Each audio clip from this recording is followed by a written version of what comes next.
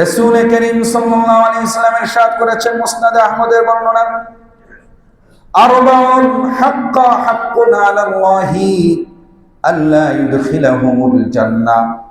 দুনিয়াতে 4 শ্রেণীর ব্যক্তি এমন আছে যাদের ব্যাপারে রব্বুল আলামিন নিজেই সিদ্ধান্ত নিয়েছেন, নিজের উপর অবধারিত করে রেখেছেন, এই 4 নালায়েককে নির্বোধকে জান্নাতে প্রবেশ করাবেন না। ওয়ালা ইউযীকুহুম নাঈমাহা, এবং তাদেরকে জান্নাতের কোন নিয়ামতের স্বাদ আস্বাদন করাবেন না। 1 নম্বর অপরাধী হচ্ছে মুদমিনু খামরিন, যে মদ্যপায়ী, মাদক সেবী।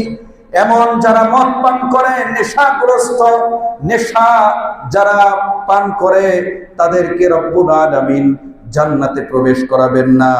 2 নম্বর হচ্ছে আকিলুর রিবা, সুদখোর। 3 নম্বর হচ্ছে আকিলু মালিল ইয়াতীম বিগাইরি। আলহামদুলিল্লাহি নাহমাদুহু ওয়া নাস্তাঈনুহু ওয়া নাস্তাগফিরুহু ونؤمن به ونتوكل عليه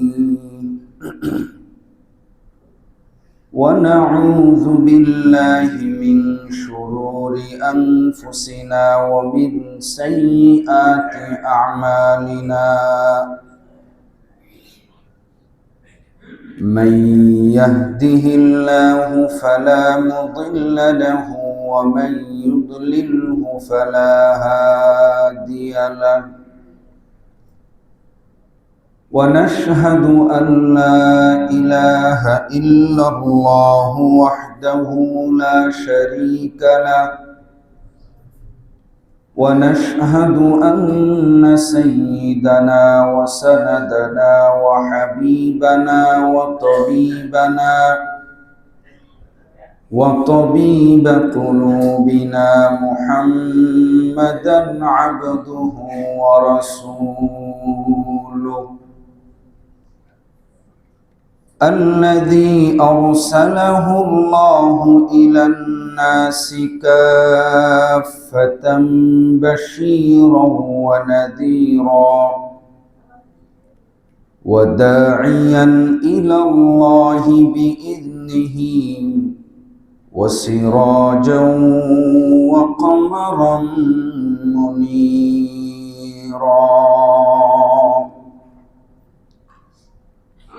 أما بعد، فقد قال الله سبحانه وتعالى في كلامه المجيد وفي فرقانه الحميد: أعوذ بالله من الشيطان الرجيم، بسم الله الرحمن الرحيم. وقضى ربك ألا تعبدوا إلا إياه وبالوالدين إحسانا، إما يبلغن عندك الكبر أحدهما أو كلاهما فلا تقل لهما أف ولا تنهرهما وقل لهما قولا كريما، واخفض لهما جناح الذل من الرحمة وقل رب ارحمهما كما ربياني صغيرا. وعن ابن عباس رضي الله تعالى عنه عن النبي صلى الله تعالى عليه وسلم أنه قال: لعن الله من عق والديه، وفي رواية من سب والديه، أو كما قال عليه الصلاة والسلام. صدق الله مولانا العظيم وصدق رسوله النبي الكريم ونحن على ذلك لمن الشاهدين والشاكرين والحمد لله رب العالمين.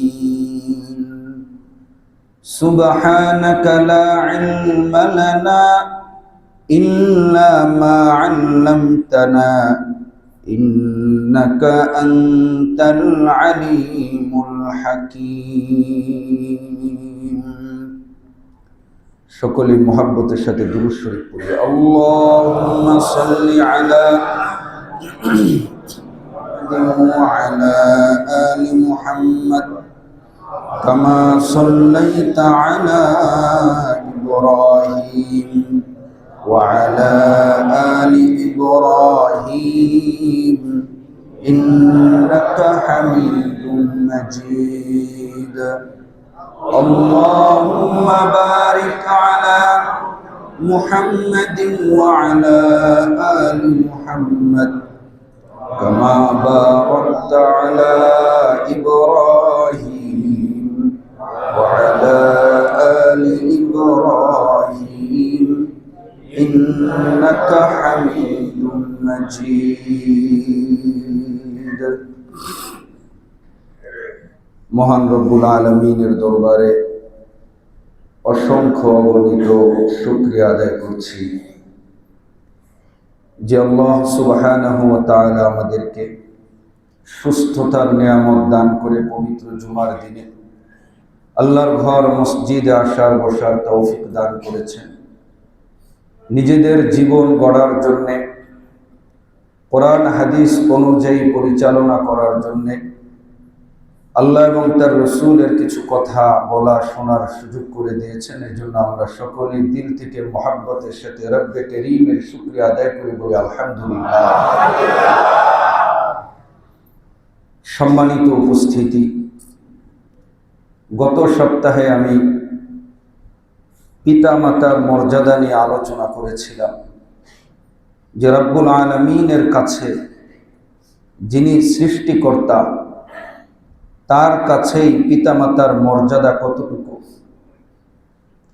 এবং পিতামাতার হক বা অধিকার এই ব্যাপারে গুরুত্বারোপ করে আপনাদের সামনে কিছু বক্তব্য রেখেছিলাম।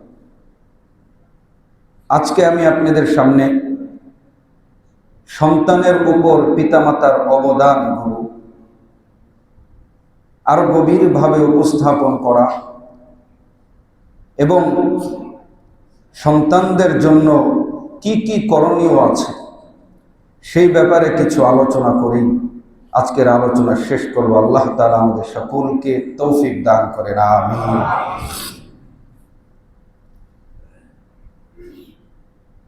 মূলত বিষয় হলো পিতামাতার মর্যাদা এবং তাদের জন্য করণীয় কি কি। এই দুইটা ব্যাপারেই আমাদের অজ্ঞতা, না জানা, অর্থাৎ জানার অনেক কমতি রয়েছে, যার কারণেই সমাজে বাস্তব উদাহরণ হচ্ছে, যদি আমি বেশি না বলে থাকি, 99% বাবা মা তাদের সন্তানদের থেকে প্রকৃত হক বুঝে পান না। যথাযথ হক বাবা মার যথাযথ হক আমরা আদায় করতে পারি না। 99%, 99% বললেও ভুল হবে না, করি নামকে অস্তে কোনো মতে। কিন্তু ইসলাম, মহান রব্বুল আলামিন আপনি আমাকে, আমার আপনার জন্মদাতা পিতা মাতার জন্য যে অধিকার রেখেছেন, যে সম্মান প্রদর্শন করার কথা বলেছেন, সে কোরআন হাদিসের আলোকে আল্লাহ আমাকে আপনাকে যতটুকু করতে বলেছেন ততটুকু করতে পেরেছে কিনা এই ব্যাপারে 99% মানুষ ফেল। কারণ এমনিতেই কোরআন হাদিস সম্পর্কে আমাদের জানার অনেক কমতি আছে। আল্লাহর হক 5 ওয়াক্ত নামাজ পড়া, রোজা রাখা, অন্যান্য ফরজ ইবাদতগুলো যেগুলো আবশ্যকীয় করতে হবে, সেই ব্যাপারেই তো আমরা করি না। বাবা মার হক আদায় না করলে কি আর করবেন? বেশির থেকে বেশি ত্যায্য করে দিলাম, কিছু সম্পদ পেলাম না, এতটুকু ভয়।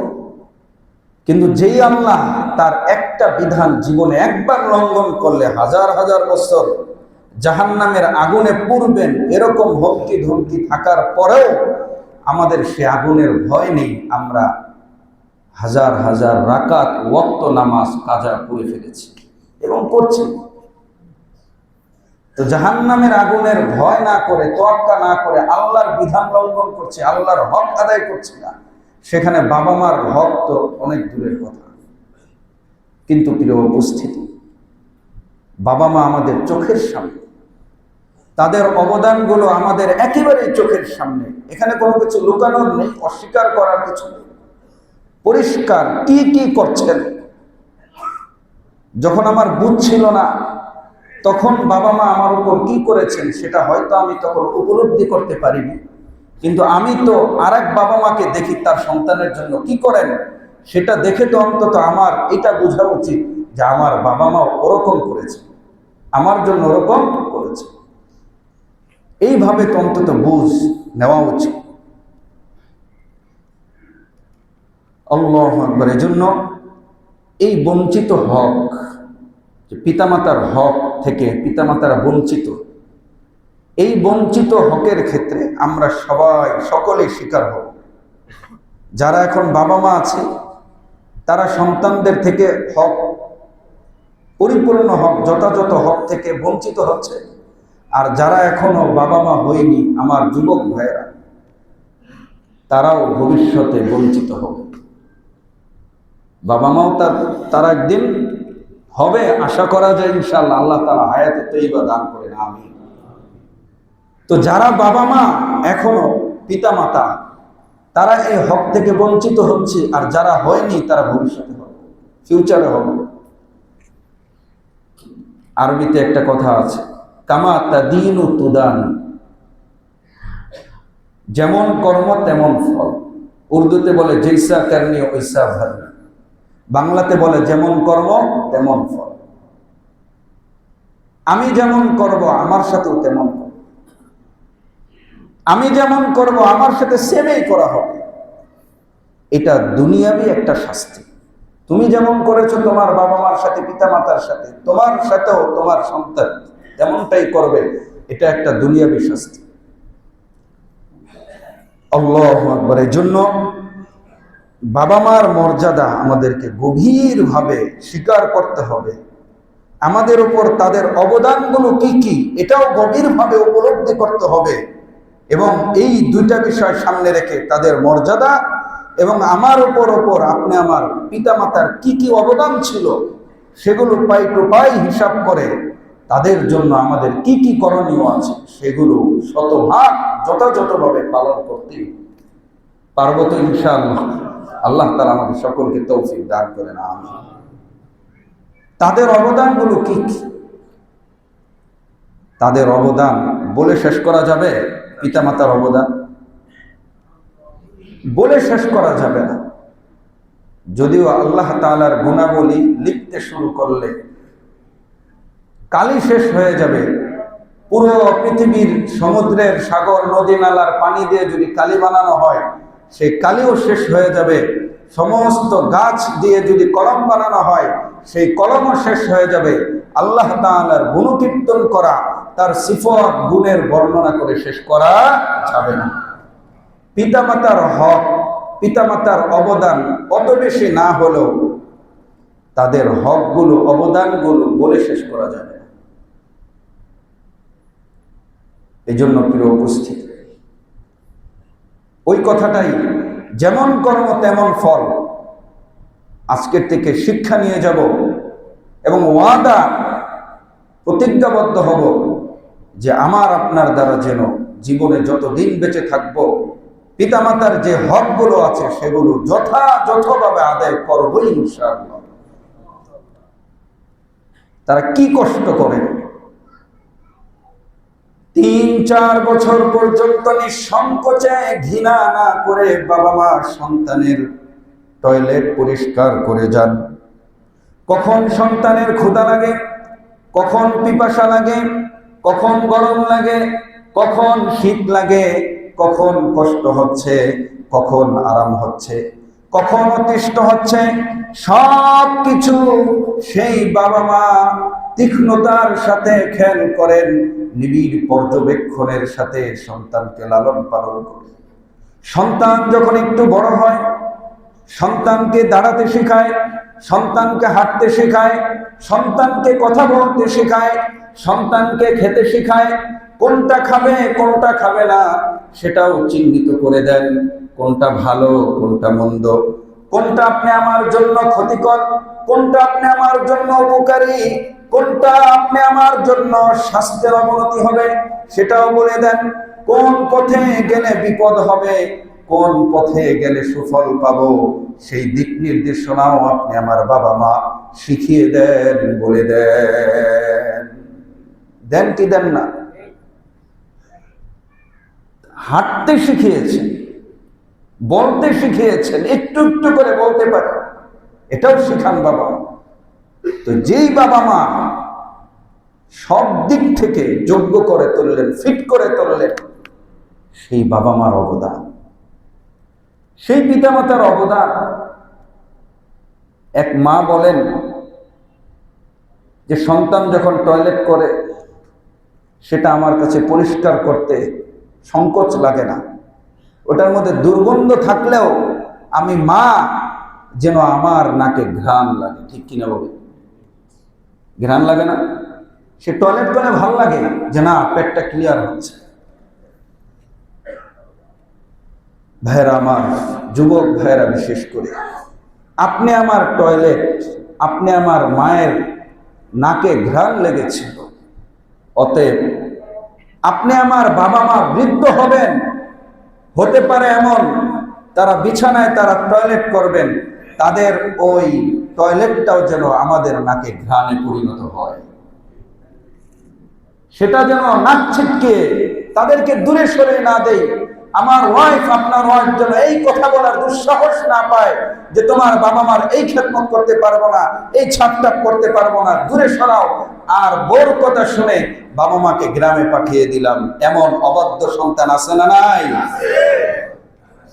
চিন্তা করেন, আপনার বাবা মা, আমার বাবা মা, আমাদের টয়লেটটা তাদের নাকে ঘ্রাণে পরিণত হয়েছিল, তারা বৃদ্ধ হয়েছে, তাদেরটা কেন আমার কাছে ঘ্রাণ লাগে, সুগন্ধিতে পরিণত হয় না? হে আফসোস। আল্লাহ। সন্তান যখন একটু জ্ঞান গরিমা হয়, কিছু মুখস্থ করতে জানে, শিক্ষা অর্জন করার যোগ্যতা হয়, সন্তানকে সুশিক্ষিত বানানোর স্বপ্ন দেখে, এর জন্য যত টাকা খরচ করতে হয় করবে, যত মেহনত পরিশ্রম করতে হয় করবে, সাত সকালে উঠে স্কুলে নিয়ে যায়। এগুলো আমি ধরে ধরে বলছি, এগুলো আমাদের চোখের সামনে। বলার অর্থ হলো যেন আমরা আবার এগুলো একটু স্মরণ করি, কি করেছে, কি করেছে আপনি আমার পিতামাতা। এক কথায় একজন বাবা মার সামনে, একজন বাবা মার স্বপ্ন, কল্পনা, জীবনের টার্গেট, লক্ষ্য, উদ্দেশ্য একটাই থাকে, যেন আমার সন্তানের ভবিষ্যৎ উজ্জ্বল হয়ে যায়, সন্তানের ভবিষ্যৎ উজ্জ্বল হয়ে যায়। এটাই বাবা মার। আর কোন স্বপ্ন আছে? সন্তানের ভবিষ্যৎ যেন উজ্জ্বল হয়, এটাই তাদের টার্গেট। এর জন্য যা যা করা দরকার সব করে, সব করে, দিনেও কাজ করে, অনেকে রাত্রেও কাজ করে। একটাই টার্গেট, সন্তানের ভবিষ্যৎটা যেন উজ্জ্বল হয়ে যায়। এই জন্য বিখ্যাত একজন দার্শনিক বলেছেন, পিতামাতা হচ্ছে মোমের মতো। খুব ভালো করে শুনবেন, পিতামাতা হচ্ছে মোমের মতো। মোম যেমন নিজে গলে ঘরকে আলোকিত করে, বাবা মাও নিজের জীবনটাকে পানি করে দিয়ে সন্তানের জীবনকে আলোকিত করে। চরম একটা বাস্তব সত্যি একটা দৃষ্টান্ত। মোম নিজে গলে যায়, বিনাশ হয়ে যায়, শেষ হয়ে যায়, কিন্তু একেবারে শেষ বিন্দু থাকা পর্যন্ত সে জ্বলতে থাকে।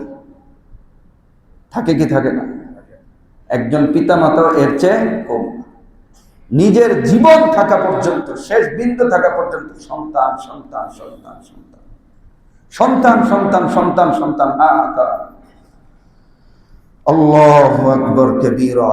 সন্তানকে সেটেল করে দেওয়ার জন্য, সন্তানকে নিজের পায়ে দাঁড় করিয়ে দেওয়ার জন্য একেবারেই 60 বছর পর্যন্ত, 65 বছর পর্যন্ত কর্ম করে যায়, পেনশনের টাকা পায়। এই টাকা পেয়ে কি করে? বাবা মা খায়, সন্তানকে দেয়, হয়তো ব্যবসা দিয়ে দেয়, নাই তো বিদেশ পাঠানোর একটা চিন্তা করে, সন্তান যেন বড় হয়, সন্তান যেন আরামে থাকে। আল্লাহু আকবার। প্রিয় যুবক ভাইরা, এই অবদানগুলোর কথা আমরা সর্বদা মাথায় রাখবো, স্মরণ করব কি কি করেছেন সেই বাল্যকাল থেকে নিয়ে 30 বছর পর্যন্ত অন্তত একজন বাবা মা তারা সন্তানের জন্য করে যায়। সন্তানকে দাঁড় করানোর জন্য, সন্তানকে যোগ্য করে তোলার জন্য অন্তত কম বেশ 30 বছর পর্যন্ত সব দিক থেকে সাপোর্ট দেয়, সব দিক থেকে। যখন একটু নিজের কর্ম করতে পারে, এরপরে বাবা মা সন্তানের ইনকাম খেতে চায়? চায়? এটা চায় না যে সন্তান আমাকে করে খাওয়াবে।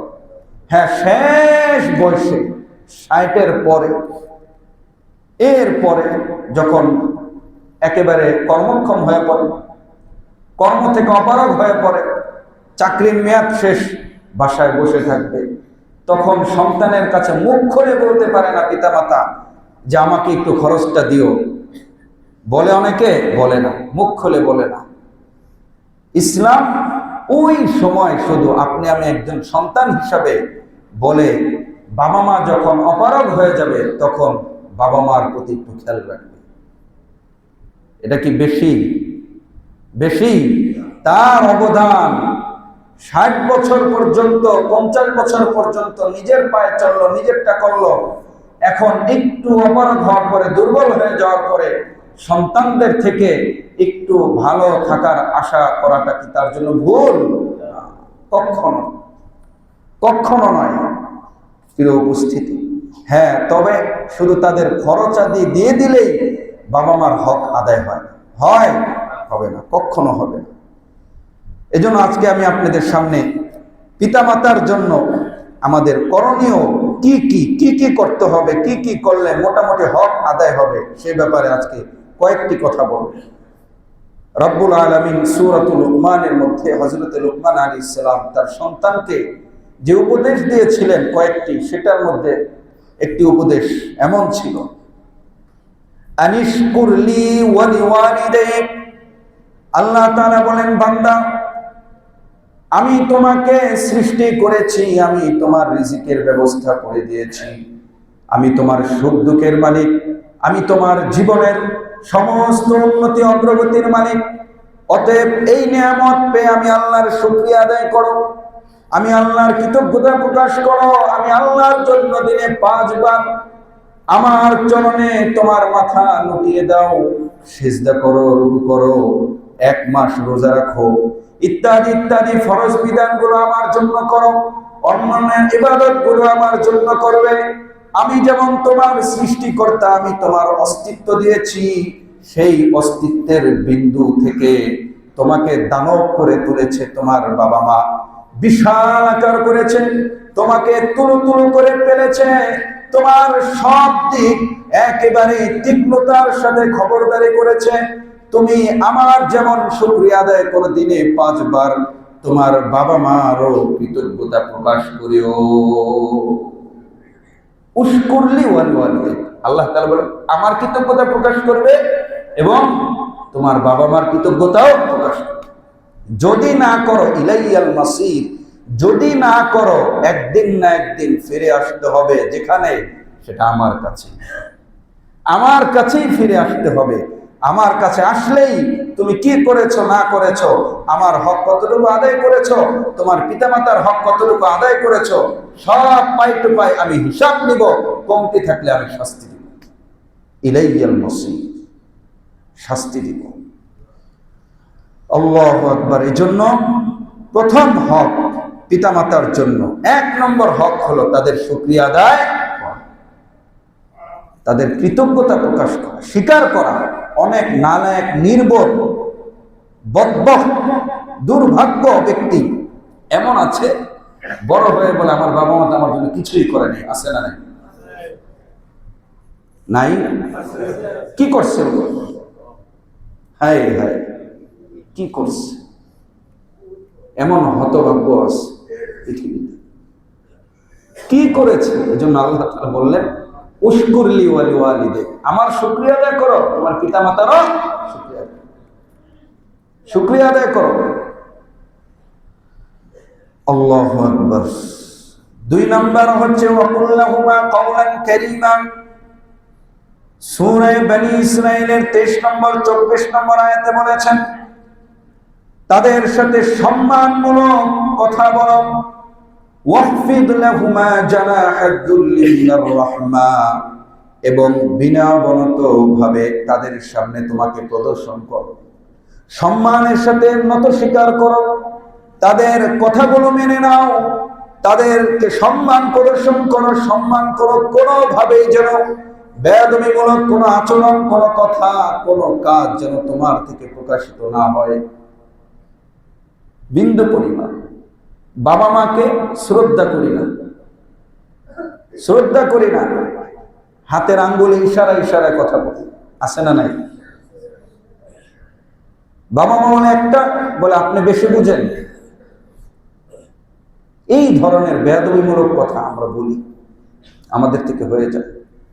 আল্লাহ বলেছেন কওলান কারীমা, সম্মানসূচক কথা বলো। সম্মানসূচক, যেই কথা ভেবে চিন্তে কথা বলতে হবে। কোন ভাবে? একজন বিজ্ঞ ব্যক্তি সমাজের মুরব্বীর সাথে কথা বললে যেমন চিন্তা করে কথা বলতে হয়, পিতামাতার সাথে চিন্তা করে কথা বলতে হবে। চিন্তা করে কথা বলতে হবে, কোন কথা বলবো কষ্ট পাবে, কোন কথায় তাদের মর্যাদার হানি হবে, ক্ষুণ্ণ হবে, এই চিন্তা করে কথা বলতে হবে। 2 নম্বর 3 নম্বর বিষয় হচ্ছে আনুগত্য প্রকাশ করা, তাদের অনুগত হওয়া। হযরতে হাসান বসরি রাহিমাহুল্লাহ, বিখ্যাত তাবি, তাকে জিজ্ঞাসা করা হয়েছিল, মা বিররুল ওয়ালিদাইন, পিতামাতার সদাচরণ করা এর মানে কি? হযরতে হাসান বসরি রাহিমাহুল্লাহ তিনি বলেছেন, আন তাবযুলা লাহুমা মা মালাকতা, তুমি যা ইনকাম করো সেটা থেকে বাবা মার জন্য খরচ করবে, তার মধ্যে একটা অংশ পিতামাতার জন্য রাখবে। ওয়া তুতিআহুমা ফিমা আমারাকা মা লাম ইয়াকুন মাসিয়াতান, এবং তারা যে নির্দেশ দেয়, যে আদেশ দেয়, সেটা মান্য করবে যদি ওই আদেশটা গুনাহের কাজ না, ওটা যদি গুনাহের কাজ না। বাবা মা যদি বলে ভার্সিটিতে পড়ছিস, এখন সামনে চাকরি বাকরি নিবি, ইন্টারভিউ আছে, এখন দাঁড়িয়ে রেখে মোল্লা মুন্সি হওয়ার দরকার নেই, যা 100 টাকা দিলাম সেভ করে আস, এই কথা মানা যাবে? যাবে না। এত হুজুর হওয়ার দরকার নেই, এই সাজেশন যদি পিতামাতা করে, এই নির্দেশ যদি দেয়, এটা মানা যাবে না। আল্লাহর হক আগে, যেটা আপনার উপর ফরজ বিধান আল্লাহ কর্তৃক, ওইটা পালন করতেই হবে। ওই ব্যাপারে তাদের কোনো রাহনুমাই, দিক নির্দেশনা চলবে না। হ্যাঁ, যেটা দুনিয়াবী স্বার্থে, অর্থাৎ ফরজ বিধান লঙ্ঘন করে না, এরকম কোন বিষয় যদি তারা নির্দেশ দেয়, তাহলে তাদের কথা অবশ্যই মানতে হবে, অবশ্যই মানতে হবে। আমার যুবক ভাইয়েরা, এটা বাস্তব কথা বলি, আমরা নিজেরা সিদ্ধান্ত নেই কোন মেয়েকে বিয়ে করব কি করব। আছে না নাই? বলে বাবা মা, কারে বাবা মা আমার জন্য সুখ চাওয়ার দরকার নেই, আমরা আমাদের সুখ বেছে নিব। নাউযুবিল্লাহি মিন যালিক। যেই পিতামাতার হাত ধরে, যেই পিতামাতার নিবিড় পর্যবেক্ষণে তুমি বিন্দু থেকে হিরো হলে, আজকে তোমার জ্ঞান বুদ্ধি হয়েছে, আজকে তুমি হাঁটতে পারো, আজকে তুমি কথা বলতে পারো, আজকে তুমি 2 টাকা ইনকাম করো, এখন বলো বাবা মার পরামর্শের দরকার নাই। হ্যাঁ, পিতামাতার কথা লঙ্ঘন করে, তাদেরকে অসন্তুষ্ট রেখে নিজে যদি সিদ্ধান্ত নেই, সেই দাম্পত্য জীবনে কশিনকালেও শান্তি হবে না, হবে না, হবে না। আল্লাহ তাআলা সকলকে বুঝার তৌফিক দান করেন, আমিন। এই জন্য তাদের কথা মানতে হবে, সবার আগে পিতামাতার কথা মাথায় রাখতে হবে। এই পিছনের যে অবদানগুলোর কথা বললাম, এই অবদানগুলোর কথা বাবা মা যখন যে নির্দেশ দিবেন, ওই নির্দেশগুলো দেওয়ার সাথে সাথেই যখন দেখবেন মেজাজটা গরম হয়ে যাচ্ছে, মানতে মন চাচ্ছে না, তখন ওই ছোট থেকে স্মরণ করতে থাকবেন, স্মরণ করতে থাকবেন কি করেছে কি করেছে। এবার স্মরণ করে আপনি সিদ্ধান্ত নেবেন আপনার বাবা মার এই আদেশ মানা উচিত কি উচিত না, উচিত কি উচিত না। পঞ্চম নাম্বার, তাদের সেবা করতে হবে, তাদের সেবা করতে হবে। বৃদ্ধ হয়ে গেলে, অসুস্থ হয়ে গেলে তাদের পাশে বসে থাকতে হবে, তাদের খোঁজ খবর রাখতে হবে, খরচাদি দিতে হবে, তাদের মাথা টিপে দিতে হবে। তাদের বাহিরে কাজ নাই, ঘরে আসছি, মা একা একা করছেন, মা একা একা করতেছে। আমি ছেলে হই মেয়ে হই, যতটুকুই পারি যাই পারি তাদের হেল্প করব, তাদের সহযোগিতা করব, তাদের কাজগুলি একটু এগিয়ে দিব, সার্বিকভাবে তাদের সেবা করার চেষ্টা করব। এটা আমার কর্তব্য, করতেই হবে। এর পরের হক হচ্ছে তাদের যথাযথ খরচ, যথাযথ খরচ। আপনি আমার একটা ভালো জিনিস খেতে মন চায়, তাদের খেতে মন চায় না। একটা বাজারে একটা নতুন জিনিস আসছে, এটা আমার খুব ভালো শখ, আমার স্ত্রীর শখ হয়েছে, আমার বাবা মার শখ নেই আছে, তিনি খাবেন না বলে যে তিনি তো খান না, তিনি এদিক সেদিক দিয়ে দেন, নাতি নাতকুদেরকে দিয়ে দেন না। আপনি আমার করণীয় হচ্ছে তাদের সামনে পেশ করা, আমি দিব, আর এটাতেই তারা খুশি, এটাতেই তারা খুশি। তাদের এই ধরনের চাহিদা এবং অতিরিক্ত যেগুলো আছে, সেই ওভার চাহিদা যেগুলো, ডিমান্ডের চেয়েও বেশি, সমাজে যেটা দামি, পরিষ্কার, নিজের জন্য যেটা পছন্দ করি, নিজের শাশুড়ির জন্য যেটা পছন্দ করি, নিজের স্ত্রীর জন্য যেটা পছন্দ করি, তার চেয়ে উত্তম জিনিস পিতামাতার জন্য পছন্দ করতে হবে। আল্লাহু আকবার। তাদের রোগ বালার সময়, অসুস্থতার সময় অতিরিক্ত টাকা দিয়ে আসে, এইটা এটা এটা এটা কিনে দিলাম, এরপর আরো কিছু দিয়ে আসে, আরো কিছু দিয়ে, জানেন আপনার কষ্ট করতে হবে, ঋণ করতে হবে, তারপর পিতা মাতাকে ওভার খুশি রাখতে হবে, খুশির চেয়ে খুশি যেন থাকে। আল্লাহু আকবার। সর্বশেষ যারা দূরে থাকেন, পিতামাতা দূরে আছেন, দূরে আছেন, ঘন ঘন তাদের সাথে সাক্ষাৎ করা। শুধু কথা বললে তাদের মন ভরে না, একেবারেই লং টাইম যেন না হয়, অল্প দিন পর পরেই তাদের সাথে সাক্ষাৎ করা। একদিনের জন্য হোক, 6 ঘন্টার জন্য হোক, অল্প সময়ের জন্য হোক। এমন আছে বাবা মা গ্রামে আছে, গ্রামে একটা কাজে গিয়েছে, ওই কাজ সেরে চলে আসছে, পিতামাতার সাথে দেখা করে নি, আছে না? তাদের সাথে দেখা করতে হবে। তাদের মনোরঞ্জন, সন্তানের চেহারাটা দেখাই তাদের অনেক খুশির, আনন্দের বিষয়। বছরে একবারও যায় না, 2 বছরে একবারও যায় না, আছে। আবার অনেক নির্বোধ আছে, বাবা মার সাথে কথা বলে না, আছে না নাই? বাবা মার সাথে কথা বলে না। সেই টপিক নিয়ে আরেকদিন আলোচনা করবো, যে কোনো মানুষের সাথে কথা ছিন্ন করলে কি অপরাধ। পিতামাতার সাথে কথা বন্ধ করা, রাগ করা, গোসা করা, এটা তো পিতামাতার সাথে এর চেয়ে মহা অপরাধ আর কিছুই হতে পারে।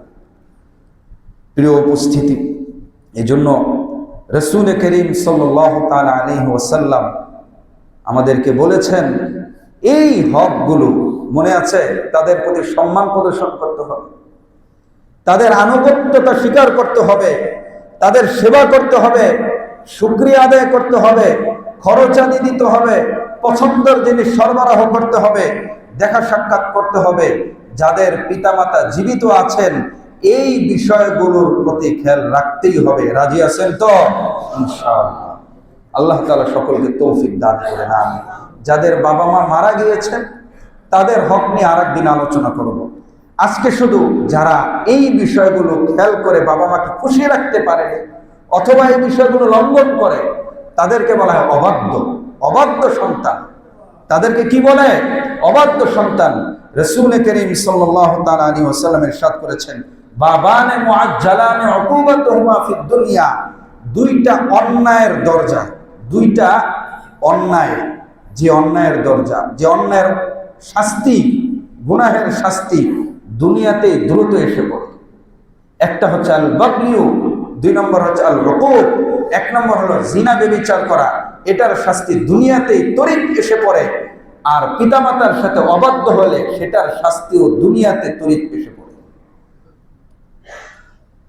রাসূল করিম সাল্লাল্লাহু আলাইহি ওয়াসাল্লাম ইরশাদ করেছেন মুসনাদে আহমদের বর্ণনা, আরবাউন হাক্কুন আলাল্লাহি আল্লা ইউদখিলাহুমুল জান্নাহ।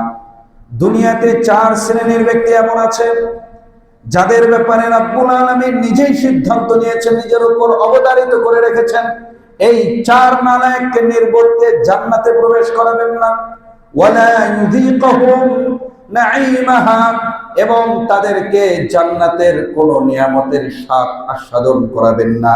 1 নম্বর অপরাধী হচ্ছে মুদমিনু খামরিন, যে মদ্যপায়ী, মাদক সেবী, এমন যারা মদ পান করে, নেশাগ্রস্ত, নেশা যারা পান করে, তাদেরকে রব্বুল আলামিন জান্নাতে প্রবেশ করাবেন না। 2 নম্বর হচ্ছে আকিলুর রিবা, সুদখোর। 3 নম্বর হচ্ছে আকিলু মালিল ইয়াতীম বিগাইরি হাক্কিন, অন্যায়ভাবে কোন এতিমের মাল আত্মসাৎ করে। 4 নম্বর ওই ব্যক্তি যে বাবা মার অবাধ্য সন্তান। আল্লাহ তাআলা বলছেন, এটা আমার উপর অবধারিত করে নিলাম, এই বান্দা জান্নাতে যাবে না, এবং জান্নাতের একটা নেয়ামত সে পাবে না।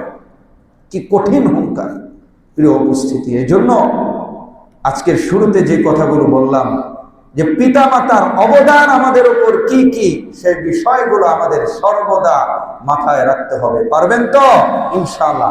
5টা হকের কথা বলেছি, তাদেরকে সম্মান করতে হবে, আনুগত্য করতে হবে, সেবা করতে হবে, শুকরিয়া আদায় করতে হবে, খরচাদি দিতে হবে, দেখা সাক্ষাৎ করতে হবে।